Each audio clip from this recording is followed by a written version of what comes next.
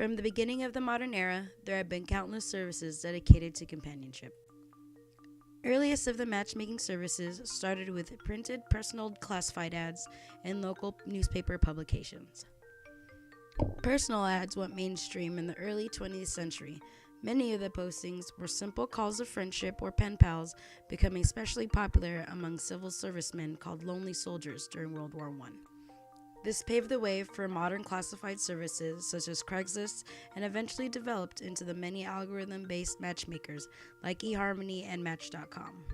Hey everyone, welcome to On Speed Dating, and we have a Best of Both Worlds event tonight. Everyone here is going to meet everyone here. You're going to have 3-minute dates, so it's going to be really quick. Speed dating became a popular trend towards the turn of the millennium, allowing the participants to be able to have the love at first sight experience and establish initial chemistry. Speed dating incorporated the traditional social aspect of dating, giving respective dates the option for a formal date if matched.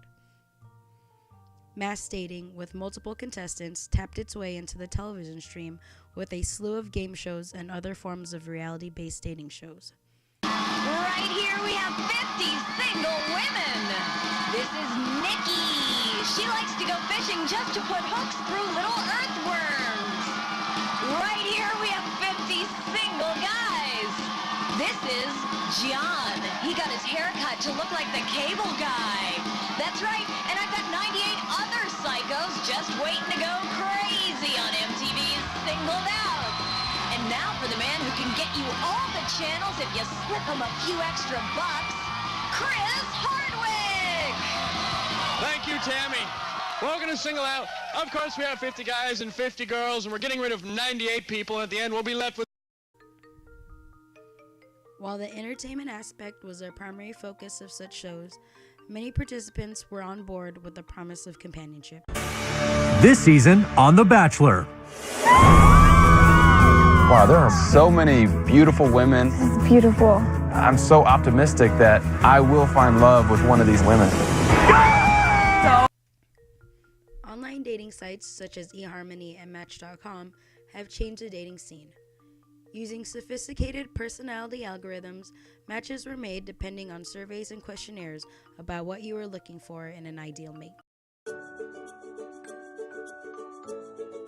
I had a busy schedule, and I didn't want to go from club to club or supermarket to supermarket trying to weed out the people who were really interested in a relationship or not.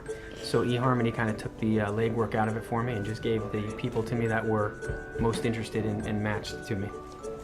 I was working full-time, single mom, didn't want to or have time or inclination to want to go out a lot and meet people in the standard situations, which would be like bars and all that. And all my friends are married, so there weren't a lot of singles out there, and this was easier because it connected me with, people that would have the same interests and ideas and beliefs that I had. So we met at the corner, we went into the restaurant, we started talking, and it was awesome. It literally, we talked all night. It lasted a long time, yeah. It was an extension of the website, kind of.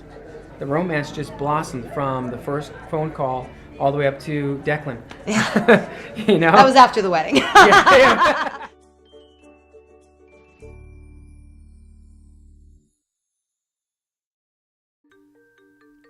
Similar and more specialized sites such as JDate, Christian Mingle, and Black People Meet use the same algorithmic process to find companions of similar values and interests. With the convenience of smartphones, matchmaking services such as Plenty of Fish and OkCupid have used the same value and interest aspects as well as local accessibility for potential partners.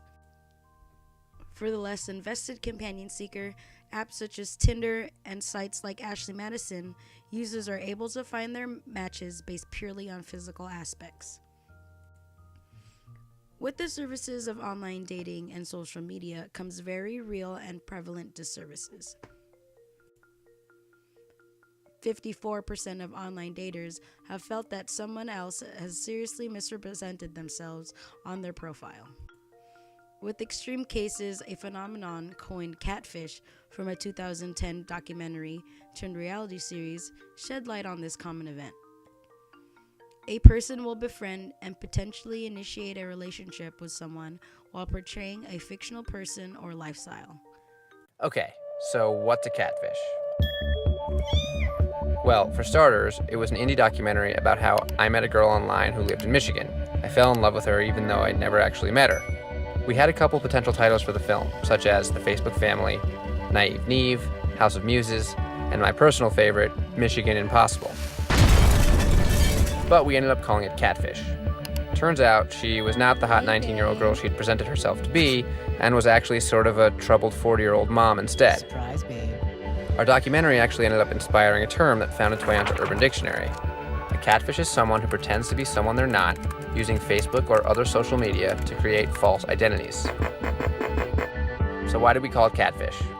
Well, when I finally met the 40-year-old mom, I also met her husband, and he told us this amazing story. They used to take live cod in these giant vats on ships from Alaska to China. But by the time the codfish got to China, their flesh would become mush and tasteless. So some guy had the bright idea of putting catfish in these vats with the cod to chase them around and keep them moving. And he finished by saying that he thanked God for the catfish, because life would be droll, boring, and dull if we didn't have someone nipping at our fins. The standards of meeting a companion in modern society has changed with the rise of technology. Positive and negative outcomes aside, the attitudes of online relationships have changed drastically. People using technology to find relationships and their growing number of success has become a new social norm to use technology and not the stigma dating services previously harbored.